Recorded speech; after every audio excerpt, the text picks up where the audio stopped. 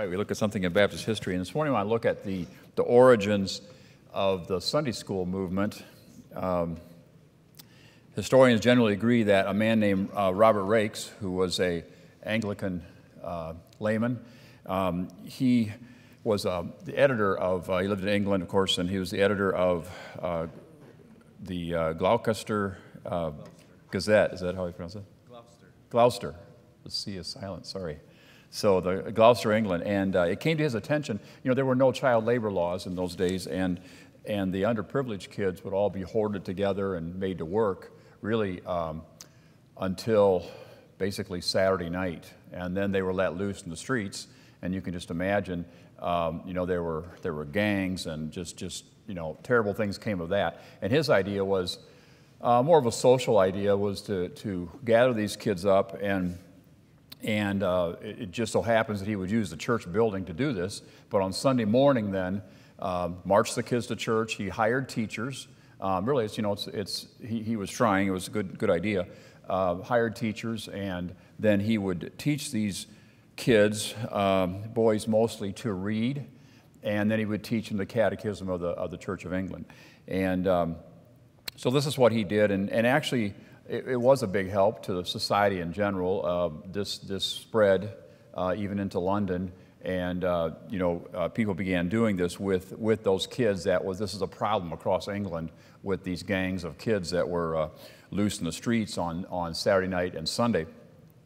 A Baptist deacon in London, he was watching this, and the idea came to him that let's take this a step further, and rather than being a secular thing, and he began the idea of what he called a Sunday school, where he would not hire teachers, but have volunteer teachers from the church, and bring these kids in, and then eventually it got broader than that, and bring regular church attenders, kids in, and began to teach them the Bible and stories about missions and just scripture learning in general. And so his name was William Fox, and I think we'll have a picture of William Fox. And again, I said he was a Baptist deacon in London, and he brought this idea to his church, to his pastor. They called a meeting, and they said that they called a meeting for the purpose of organizing a Sunday school society that is in the opinion of this meeting that great benefit would accrue to the community at large from the adoption of such a measure, and that a society be formed for carrying the same into immediate effect. So they began this idea of the Sunday school. And of course,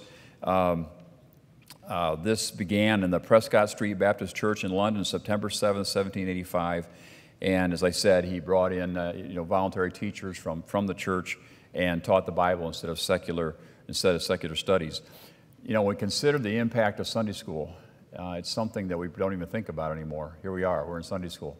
But think about the impact of Sunday school over the last 200 years of just bringing adults and children to church and just teaching the Bible. It's a little bit different than the morning worship service. It's going to be different. It's not necessarily preaching, but think about the impact of Sunday school historically.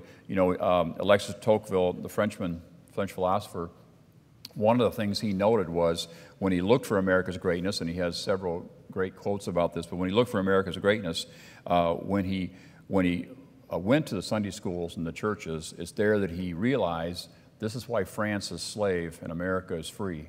And he said it's because of the Sunday schools and the churches. And we'll never be able to fully assess the value of the Sunday school movement. Missionaries around the world today, many of them got their vision of the foreign field from the Sunday school teacher. I think of two ladies that have passed away in our church, Sunday school teachers, and the thought for both Diane Goss and Ellen Leslie, what great Sunday school teachers they were, and the impact upon many sitting here of that fourth grade girls Sunday school teacher and that first grade teacher.